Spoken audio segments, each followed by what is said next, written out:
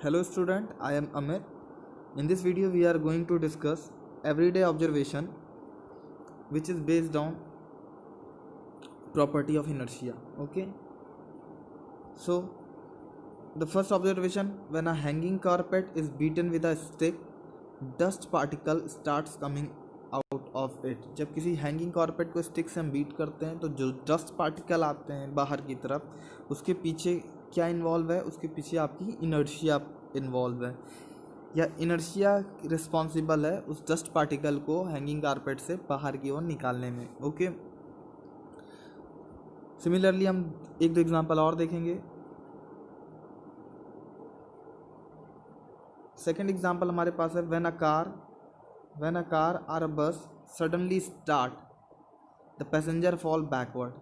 जब कोई कार या बस सडनली स्टार्ट होती है तो जो पैसेंजर होते हैं बैकवर्ड की तरफ फॉल करते हैं. सिमिलरली व्हेन अ कार और अ बस स्टॉप सडनली, जब कोई कार या बस सडनली स्टॉप होती है तो जो पैसेंजर होते हैं वो आगे की तरफ फॉरवर्ड जर्क उनको लगता है. The passenger are jerk forward.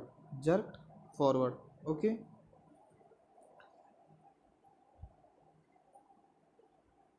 सो वही यहाँ पे आपको दिखाया गया, ये इनर्शिया की प्रॉपर्टी है. Okay. Now we will discuss about momentum. So momentum क्या है? मोमेंटम ऑफ अ बॉडी, अब यहाँ पे देखो डेफिनेशंस की तरह. Momentum of a body is defined as the product of its mass and velocity. Product of its mass and velocity. जो body का मोमेंटम होगा वो कैसे डिफाइंड करेंगे मास, प्रोडक्ट किसका? प्रोडक्ट मास ऑफ बॉडी का एंड वेलोसिटी का, body की वेलोसिटी का होगा. ठीक है.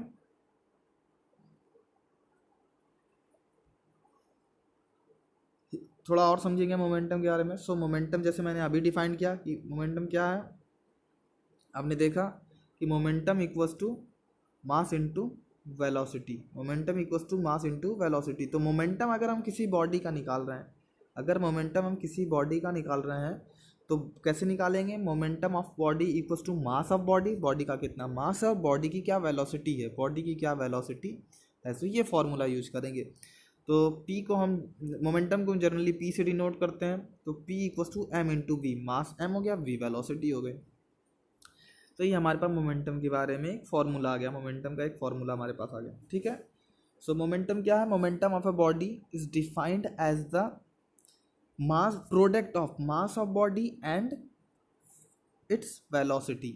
तो momentum equals to mass into velocity, ये फॉर्मूला हमने देखा. फिर उसके बाद देखा कि P equals to M into V लिखा जा सकता है. कुछ कंक्लूजन देखेंगे. कंक्लूजन देखिए. If a body is at rest, अगर कोई बॉडी रेस्ट में होगी, यहाँ पे देखिए, if a body is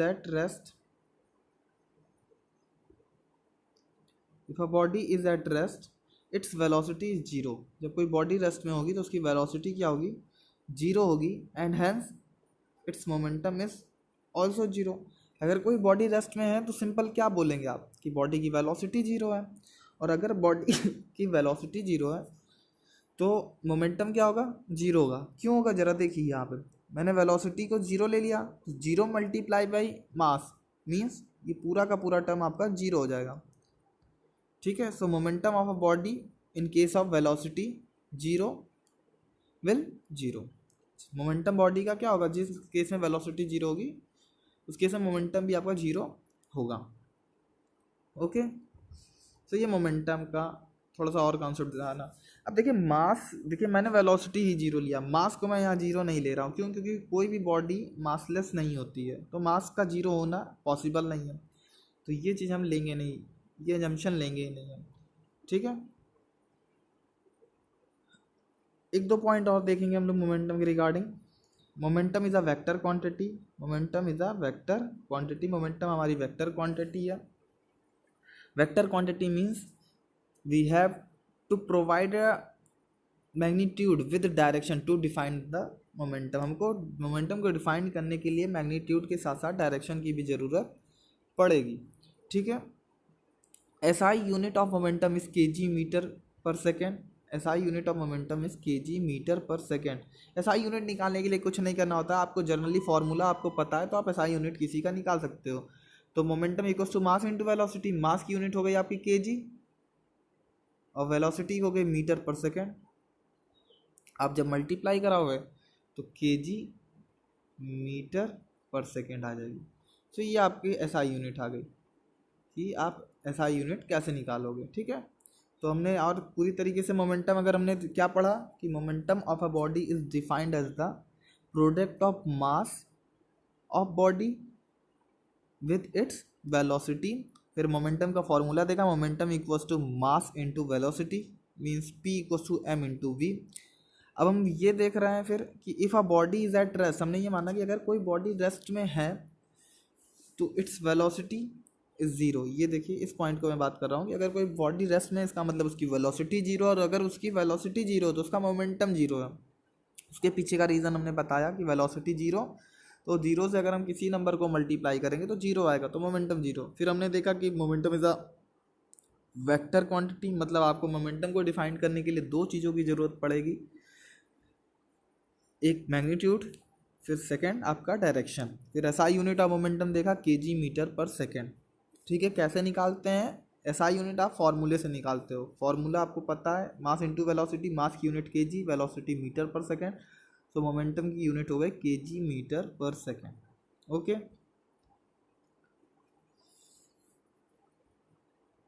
now we will discuss Newton second law. So Newton second law क्या कहता है, इसको समझिए। पहले तो हम डेफिनेशन पढ़ते हैं, फिर हम आपको समझाते हैं। The rate of change of momentum of a body is directly proportional to the applied force and takes place in the direction in which force act. Okay, फिर से एक बार हम डेफिनेशन पढ़ते हैं, आप फिर से समझिए एक बार। क्या कहता है Newton second law? The rate of change of momentum of a body, जो बॉडी है उसका जो मोमेंटम में चेंज हो रहा है वो किसके डायरेक्टली प्रोपोर्शनल होगा? Is directly proportional to the force applied. उस बॉडी में कितना फोर्स अप्लाई हो रहा है उसके डायरेक्टली प्रोपोर्शनल होगा। यानी कि अगर जितना ज़्यादा फोर्स आप अप्लाई कर रहे होगे बॉडी में, उतना ही ज़्यादा मोमेंटम चेंज होगा। जितना ज़्यादा आप फोर्स अप्लाई करोगे बॉडी में, उतना ही मोमेंटम चेंज होगा। And takes place in a direction in which force act. ये क्या है? ये डायरेक्शन बता रहा है किसकी? मोमेंटम की। ये जो पूरा का पूरा फिनोमिना किस डायरेक्शन में होगा? ये उस डायरेक्शन में होगा जिस डायरेक्शन में फोर्स लग रहा है।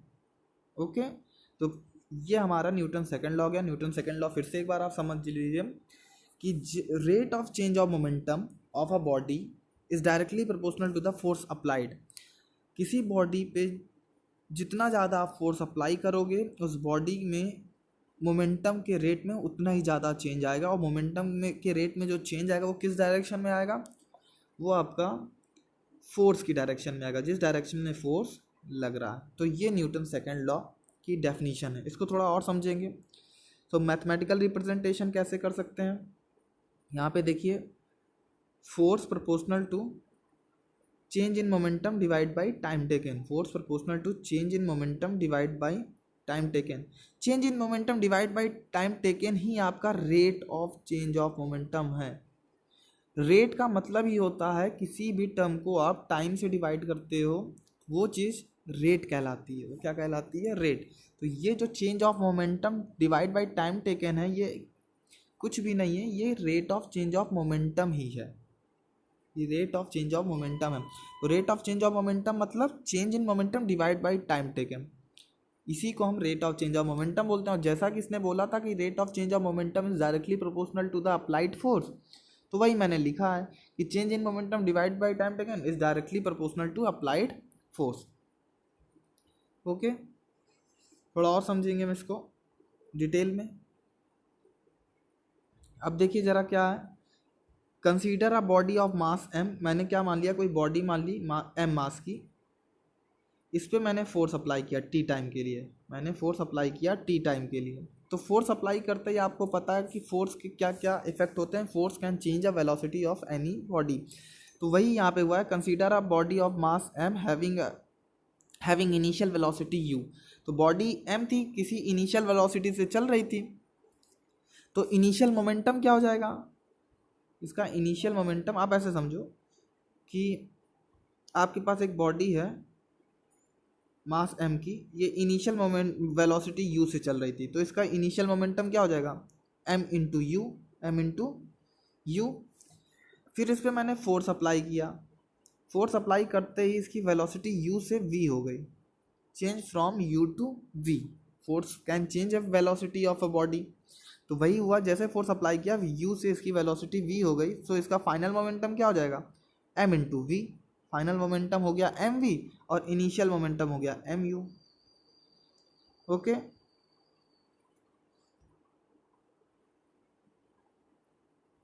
फिर आगे चलते हैं, देखिए फिर उसको समझिए। So force act on a body, वही मैंने यहाँ पे लिखा है कि force act on a body for a time T causes a final velocity to become V, यानी कि जो मास आपका, जो एम मास की बॉडी थी, जो u वेलोसिटी से पहले चल रही थी, फोर्स लगाने के बाद वही बॉडी v वेलोसिटी से चलने लगी, तो इनिशियल मोमेंटम हो गया mu और फाइनल मोमेंटम हो गया mv। फाइनल मोमेंटम हो गया mv। So by Newton second law, force directly proportional to change in momentum divide by time. तो चेंज इन मोमेंटम क्या, फाइनल माइनस इनिशियल, तो फाइनल mv हो गया और इनिशियल mu था, divide by time taken. m proportional to, m common किया मैंने, सो v minus you हमारे पास बचा, v माइनस यू बचा, डिवाइड बाई t। फिर थर्ड स्टेप में आइए, यहाँ पे देखिए, फिर मैंने क्या किया, v minus you by T को क्या लिखा जा सकता है, एसिलरेशन, तो वही मैंने एसिलरेशन किया, तो f proportional to m into a, m into a, ठीक है। फिर और देखिए, so f proportional to m into a, proportionality का साइन हटता है तो एक कांस्टेंट आता है, तो हमारे पास यहाँ पे कांस्टेंट की वैल्यू आ गई k, वो कांस्टेंट आ गया k। So value of constant k is 1। Practically जो कांस्टेंट k की वैल्यू होगी इस केस में वो 1 होती है, तो जैसे मैंने k की वैल्यू यहाँ पे पुट किया, on putting the value of k which is equals to 1, we get f equals to m into a. तो हमको जो f है हमारा वो m इंटू ए मिल गया। सो बेसिकली ये देखें, हमको एक्चुअल में न्यूटन सेकंड लॉ ने जो बोला कि rate of change of momentum is directly proportional to force applied, ये तो एक स्टेटमेंट है। अगर वैसे देखा जाए तो न्यूटन सेकंड लॉ आपको फोर्स, मास और एसिलरेशन में एक रिलेशनशिप प्रोवाइड करता है, ठीक है। तो यहाँ पे वही लिखा हुआ है, Newton second law gives a relationship between mass, acceleration and force. Okay,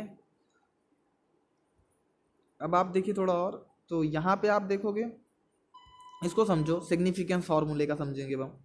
A equal to m f by m, यानी कि बॉडी का जितना ज़्यादा एसिलरेशन, अगर बॉडी में जितना ज़्यादा आप फोर्स लगाओगे उतना ही ज़्यादा बॉडी एसिलरेट करेगी, ये चीज़ पहली चीज़ है, क्योंकि एफ डायरेक्टली प्रोपोर्शनल टू ए है, और बॉडी में जितना ज़्यादा एसिलरेशन होगा for a constant force, mass of body उतना ही कम होगा, मास ऑफ बॉडी उतना ही कम होगा, क्योंकि ए इन्वर्सली प्रोपोर्शनल है एम के, ठीक है, ए इन्वर्सली प्रोपोर्शनल है एम के। तो ये सिग्निफिकेंस है, फॉर्मूले को आप समझ सकते हो कि फॉर्मूला कहना क्या चाह रहा है। तो फॉर्मूला यही कहना चाह रहा है कि बॉडी में जितना ज़्यादा आप फोर्स लगाओगे तो बॉडी में उतना ही ज़्यादा एसिलरेशन प्रोड्यूस होगा, और अगर for a constant force body में एसिलरेशन ज़्यादा है तो बॉडी का मास कम होगा, या बॉडी का मास ज़्यादा होगा तो बॉडी का acceleration for a constant force definitely come होगा, ठीक है। थोड़ा सा और फोर्स के बारे में हम लोग पढ़ेंगे। SI unit of force is Newton which is denoted by N. SI unit जो होगा फोर्स का वो न्यूटन होगा, और जिसको हम एन से डिनोट करेंगे। Newton is that force, Newton वो फोर्स होता है। एक्चुअली 1 न्यूटन डिफाइंड कैसे करते हैं ये देखते हैं। तो 1 न्यूटन डिफाइंड करने के लिए क्या करना पड़ेगा आपको, 1 न्यूटन डिफाइंड करने के लिए देखिए, 1 न्यूटन का फॉर्मूला जो हमारा बना है वो बना है, आप अभी आपने देखा कि